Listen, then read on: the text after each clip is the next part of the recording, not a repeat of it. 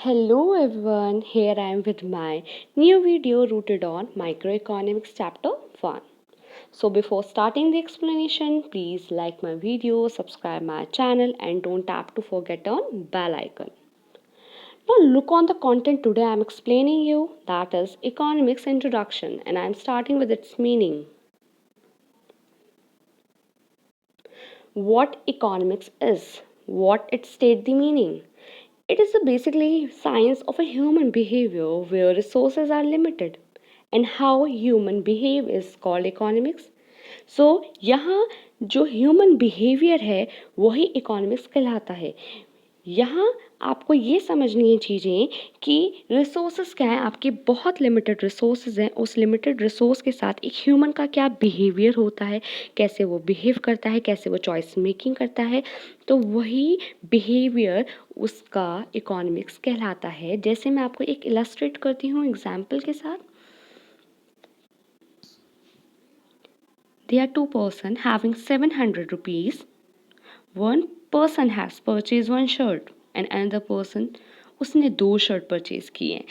Same है, सब कुछ सेम है, सेम ब्रांड। अब आप सोचिए कि आप लेके आते हैं 1 शर्ट एंड आपका फ्रेंड लेके आता है 2 शर्ट, तो आपका जो सेटिस्फेक्शन है वो किस में ज़्यादा होगा, कौन सी सिचुएशन को आप प्रेफर करेंगे? इट्स ऑब्वियसली आप सेकंड सिचुएशन को प्रेफर करेंगे जहाँ आपने ₹700 की 2 शर्ट ली हैं। यहाँ आप क्या ट्राई करेंगे? Here you are trying to maximise your satisfaction level कि आप कहाँ से आपको ज़्यादा बेनिफिट हो रहा है। यही चीज़ें हैं आपको इकोनॉमिक्स में पढ़नी हैं। जैसे कि मान लीजिए मैंने बताया रिसोर्सेज लिमिटेड हैं, तो एक रिसोर्सेज में लिमिटेड होने के साथ कंज्यूमर कैसा बिहेव करेगा, कंज्यूमर का मेन मोटिव क्या होगा, उसको किसी भी तरीके से उस लिमिटेड रिसोर्स के साथ अपना सेटिस्फेक्शन लेवल इंक्रीज करना है। वही प्रोड्यूसर सोचेगा कि उसको अपना जो प्रॉफिट लेवल है वो इंक्रीज़ करना है, और सोसाइटी सोचती है कि उसको अपना वेलफेयर इंक्रीज़ करना है। तो आप इसी को टर्मोलॉजी में इसको एक्सप्लेन कर सकते हैं, इकोनॉमिक्स को पूरा कंप्लीटली इसका सब मीनिंग स्टेट हो जाएगा। It is science of a human behaviour जहाँ रिसोर्सेज लिमिटेड है और उस लिमिटेड रिसोर्सेज के साथ एक कंज्यूमर क्या करता है, वो अपना सेटिस्फेक्शन मैक्सिमाइज करता है। सोसाइटी क्या करती है, वो अपने सोशल बेनिफिट्स के बारे में सोचती है, मीन्स वेलफेयर के बारे में सोचती है। और प्रोड्यूसर क्या चाहता है, वो हमेशा अपना प्रॉफिट को मैक्सिमाइज करना चाहता है। तो यही इकोनॉमिक्स का मीनिंग है। अब आपका इसमें जो लास्ट आता है वो ये है कि जो आपके फेमस इकोनॉमिस्ट रहे हैं, मैं आपको स्टार्ट करना चाहूँगी with Adam Smith. Adam Smith एक आपकी फादर ऑफ इकोनॉमिक्स भी है, तो ये आपको पता होना चाहिए who is the father of economics. Adam Smith हैं वो। तो उनका जो पॉइंट ऑफ व्यू था इकोनॉमिक्स को लेके वो था कि इकोनॉमिक्स एक वेल्थ है, वेल्थ को कैसे मैक्सिमाइज करना है वो इनका पॉइंट ऑफ व्यू था कि वेल्थ मैक्सिमाइज ही एक तरह से इकोनॉमिक्स है। लेकिन जो एल्फ्रेड मार्शल थे उन्होंने इस चीज़ से डिनाई किया। उनका कहना था economic is wealth of welfare, कि आप वेल्थ तो मैटर नहीं करता, लेकिन वेल्थ वो वाली चीज़ होनी चाहिए जो इंसान के वेलफेयर के लिए हो, उसके अच्छे के लिए हो। तो ये आपके एल्फ्रेड मार्शल का पॉइंट ऑफ व्यू था। लेकिन रॉबिन्स का क्या सोचना था, वो सोचते थे इकोनॉमिक्स एक स्कैसिटी। देखिए जी, होता क्या है, समय अनुसार ना बहुत चीज़ें बदली हैं। हुआ क्या है, पहले रिसोर्सेज इतने लिमिटेड नहीं थे, लेकिन जैसे जैसे जैसे ही आपकी सेंचुरीज निकली हैं, आपके रिसोर्सेज कम होते गए हैं।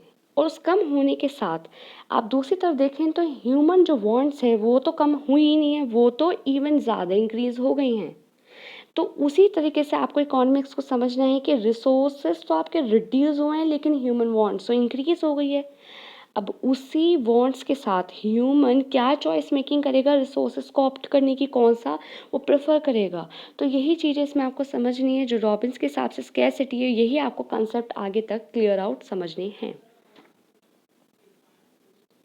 अब मैं आती हूँ इकोनॉमिक्स एंड माइक्रो के मीनिंग के साथ। ये 2 वर्ड्स कहाँ से लिए गए हैं? सो हियर इकोनॉमिक्स आया आपके ग्रीक वर्ड से जिसका मीनिंग है और इकोनॉमी, और जिसका मीन होता है household management. Mean to say that कि हाउस होल्ड मैनेजमेंट यहाँ क्यों बोला गया है। देखिए होता क्या है, हमारी इकोनॉमी में हर तरीके के पर्सन है, पुअर, मिडिल क्लास, रिच। अब उन तीनों का सोर्स ऑफ इनकम तो डिफरेंट होगा। अब वो सोर्स ऑफ इनकम उनका मान लीजिए वो उनका रिसोर्स है, वो लिमिटेड रिसोर्स है कि इतना ही स्पेसिफाइड अमाउंट है और उनको इसी में ही घर चलाना है। तो उनके उस अमाउंट के हिसाब से ही उनकी चॉइस मेकिंग होती है, उसी हिसाब से अपना घर चलाते हैं। यही उनका हाउस होल्ड मैनेजमेंट होता है और यही इकोनॉमिक्स का मीनिंग स्टेट होता है। अब आ जाते हैं आपके माइक्रो वर्ड के साथ। ये कहाँ से लिया गया? It is also took from the Greek word, जिसका वर्ड लिया गया वो है माइक्रो और इसका मीनिंग है individual means small. Small level पे आप माइक्रो को स्टडी करते हैं, मीन्स आप एक इंडिविजुअल पर्सन को स्टडी करते हैं। इंडिविजुअल में ऐसा नहीं एक सिंगल पर्सन आता है, एक आपकी फर्म भी हो सकती है, एक आपका जैसे फैमिली होती है आप उसको भी कंसिडर कर सकते हैं। लाइकवाइज ये सब आता है, लेकिन आप इंडिविजुअल बेसिस पे पढ़ रहे हैं ये सब चीज़ें। अब चीज़ें क्या आती हैं? रिसोर्सेज। ये ना सब टर्म्स हैं, एक सिंगल एलिमेंट्स है which you should know each and everything. जब तक आप एक एक टर्म का मीनिंग क्लैरिफाई अपने माइंड में सेटअप नहीं करेंगे, आगे आने वाले कंसेप्ट में कहीं ना कहीं प्रॉब्लम होगी। क्योंकि अगर आपको आगे आने वाले कंसेप्ट पढ़ने हैं तो उनमें ये सभी चीज़ों का जिक्र एक साथ होगा। तो आपको पता होना चाहिए कि किस वर्ड का क्या मीनिंग है और क्या स्टेट करता है और क्या सर्कमस्टांसेस चीज़ें आपके आगे आती हैं।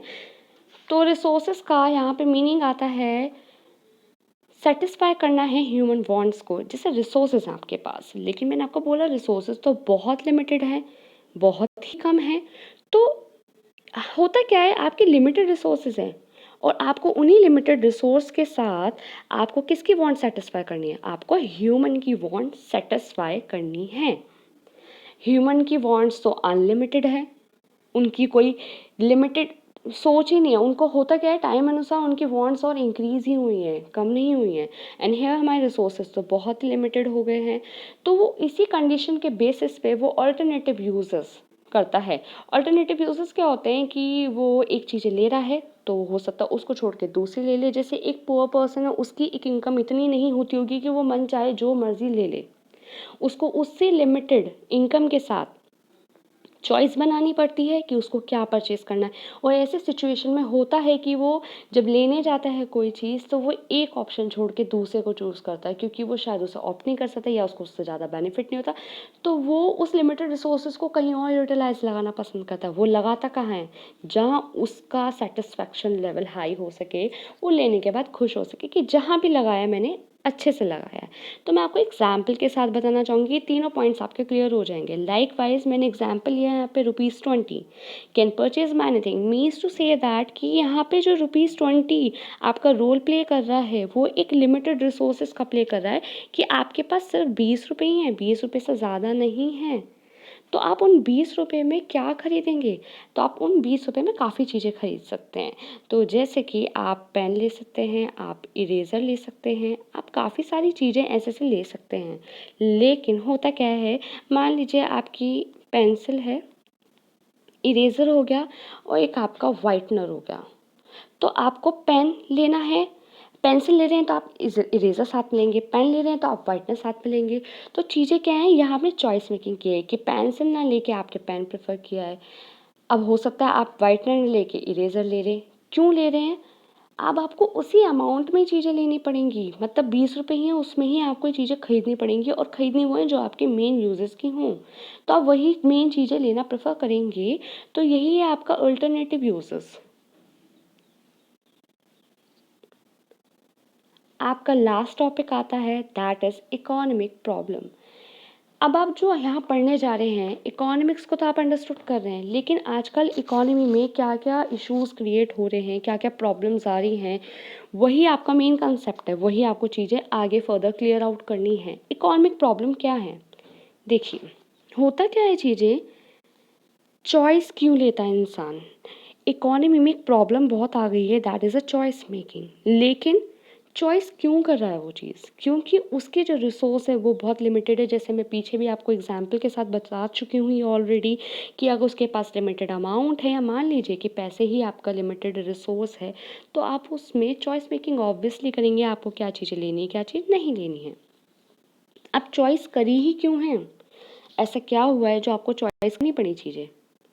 Why it is necessary to opt one thing and you have to ignore another thing because आपका रिसोर्सेज लिमिटेड था, और हो सकता है आपके ह्यूमन वांट्स आर अनलिमिटेड, हो सकता है ऑल्टरनेटिव यूजेस होते हैं उन चीज़ों के, तो इसलिए आप चॉइस करें। जैसे कि मैं आपको बताती हूँ, लिमिटेड रिसोर्स के साथ, लिमिटेड रिसोर्स में क्या है, आपने 10 रुपीज़ हैं, उसमें वही सेम चीज़ें आई कि आप 10 रुपये तक की ही चीज़ ले सकते हैं उसमें, चाहे अब आप 2 चीज़ें लीजिए, 5-5 वाली लीजिए 2 चीज़ें, या ऐसा करके मतलब सिर्फ ले सकते हैं तो 10 रुपये में ही ले सकते हैं। सेकंड आता है आपका human wants unlimited. Human wants unlimited हुई कैसे? ह्यूमन की जो वांट्स हैं उनका कोई दायरा नहीं है, वो कुछ भी लेते हैं, कुछ भी खरीदते हैं, लेकिन अब वो खरीद किस में सकते हैं? बेशक से आपकी वांट्स लिमिटेड नहीं है, लेकिन आपका रिसोर्स तो लिमिटेड है, आपके पास होने वाला अमाउंट तो लिमिटेड है। तो यही चीज़ें आती हैं कि ह्यूमन की जो वांट्स हैं वो बहुत ज़्यादा अनलिमिटेड है, और वो उसी हिसाब से चॉइस मेकिंग करता है। लाइक वैसे ऐसा हो सकता है कि वो गया है शॉप पे, तो वो चाहता है मैं कॉफ़ी भी ले लूँ, मैं टी भी ले लूँ, तो वो उसमें फिर क्या करेगा, कौन सा बेनिफिट लेना पसंद करेगा? वो सोचेगा चलो कोई बात नहीं, मैं टी ले लेता हूँ, मैं कॉफ़ी प्रेफर नहीं करता हूँ। तो वहीं क्या हुआ, उसकी चॉइसेस तो वांट्स तो बहुत हैं, लेकिन लिमिटेड रिसोर्सेज के कारण उसको चूज़ करना पड़ता है, एक को प्रेफर करना पड़ता है। अब अल्टरनेटिव यूजेस मैं आपको ऊपर ऑलरेडी रिसोर्सेज में पीछे वाली स्लाइड में क्लियर कर चुकी हूँ कि अल्टरनेटिव यूजेस क्या होते हैं। मतलब जो आपके पास अमाउंट है, आप उसमें क्या परचेज कर रहे हैं। आपके पास, जैसे मैंने बोला कि टी और कॉफ़ी, तो उसके पास 2 अल्टरनेटिव्स थे कि आइदर वो टी ले, आइदर वो कॉफ़ी ले, लेकिन उसने क्या प्रेफर किया, उसने कॉफ़ी प्रेफर की, क्योंकि उसका उसी में ही सेटिस्फेक्शन ज़्यादा था है, इसलिए यहाँ पे इस सिचुएशन में वो एक चॉइस मेकिंग कर रहा है। सो इसी के साथ मेरा ये वीडियो कंप्लीट होता है। If you have any query in any of the content, किसी भी चीज़ में प्रॉब्लम आती है तो आप मुझे कमेंट कर सकते हैं। And thank you for being with me. Bye.